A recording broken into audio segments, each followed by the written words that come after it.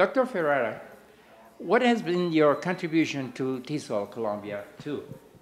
Well, today I've done a workshop, and tomorrow morning I'm doing the plenary for the day, and I'm really, really very honored to be with you here and very grateful for the invitation and for this opportunity to talk to you, Pedro. Thank you very much. Dr. Ferrara, in your talk tomorrow, you will talk about responsible global citizenship. How would you define this term? Well, I'm not an expert in the sense that I can provide a definition. As a teacher, what I want is my students to become aware of what it means to be a citizen in their own context to begin with, and then a citizen of the world, and to know that this involves enormous responsibility. That when you throw litter and don't care about recycling, or when you don't care about respecting your fellow human beings who have different opinions, you're affecting this person, your immediate environment, but in some way or another, you're affecting everybody else in the world, because what's crucial to globalization in the positive sense is interconnectedness. Okay, so would you say that first local, then global, or vice versa? Well, I think it works both ways, but I would always start with the local, get then to consider the global, and then see how we can blend the two into the glocal. An awareness of global issues with my own local perspective. Because very often globalization seems to be synonymous with loss of identity, with blending into some kind of global consumerism. And of course it can mean that. We've seen it. We see it every day. But it can also mean something very positive if, in an unprecedented way, I can get in contact with the world as a whole, but then ask the world how they do things and tell them how I do them, and then learn something from them, but also let them know the way it's done locally. And I think we need to recover that pride in the local without becoming fanatics or nationalists in the negative sense of the word, but people who can express their own needs, their own preoccupations, and learn about others. I think we've got opportunities we've never ever had before, thanks to technology, but like with everything else, it can become a double-edged weapon. Mm-hmm. And in terms of education and teacher education, what do you think are the essential competences that teachers need to have in order to be able to develop a sense of global citizenship or local citizenship in their students? Well, we've all, at least in my generation, we've grown up without technology and without the possibilities we've been talking about. And the word globalization was kind of new, and it was related to economics in particular. I think that the newer generations are already sort of embedded in this context. The challenge is double.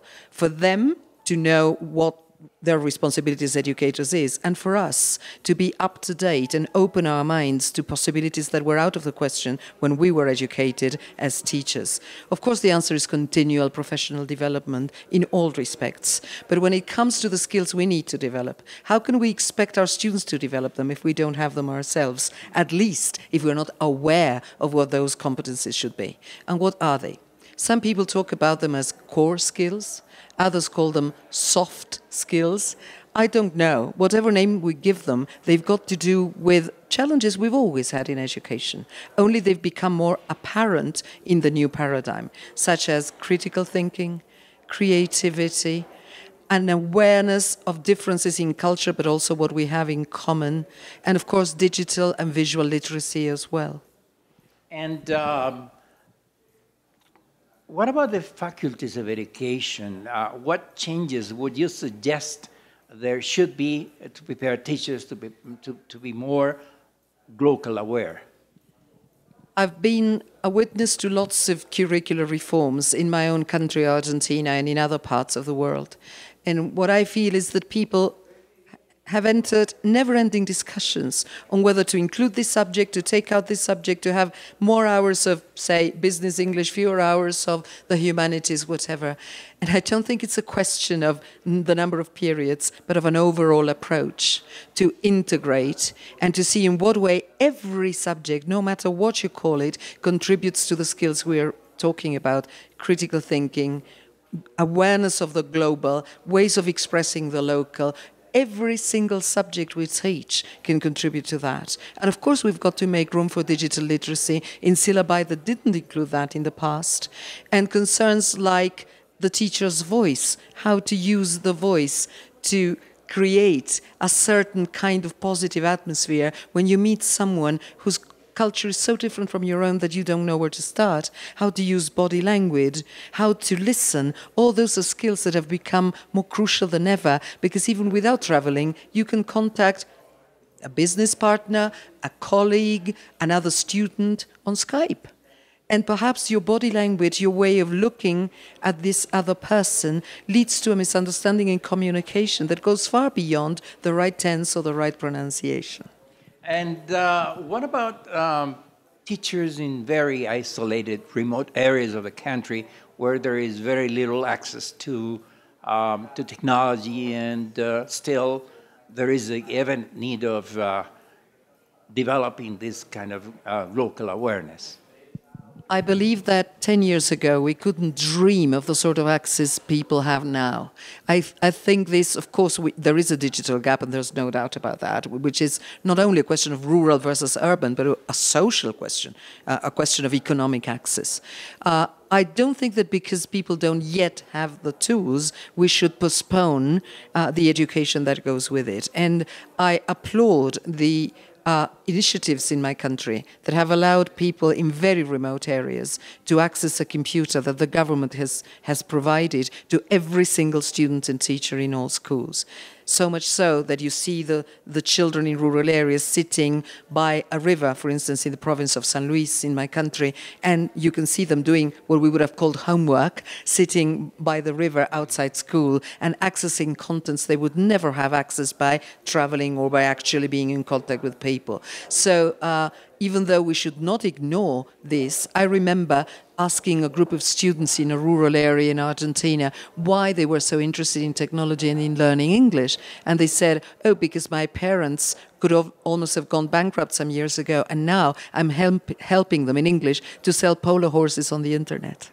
So they're still in a remote area, but it's not remote in other senses. And what do you think are the adequate ages to start developing this kind of local awareness in students, since very young or later on? I would start as soon as possible by choosing a little book to read to a small child in bed, and choosing one that makes this child aware of a world far away from his own place where things are different. You're already contributing to this awareness.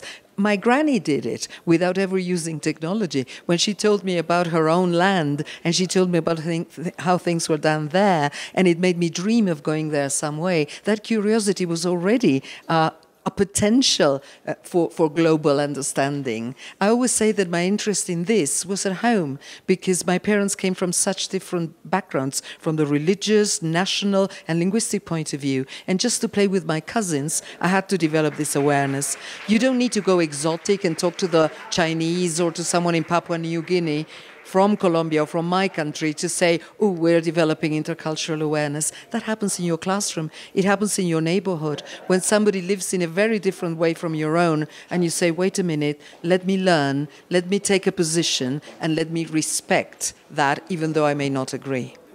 Yeah, of course, this has to do with critical thinking. Could you expand a little bit more on the relationship between local awareness and critical thinking? Well, today, I was saying in the workshop, we open Facebook, a Facebook page, and we see news all the time on our news feed. And we say, oh, see what has happened. And we click and we share.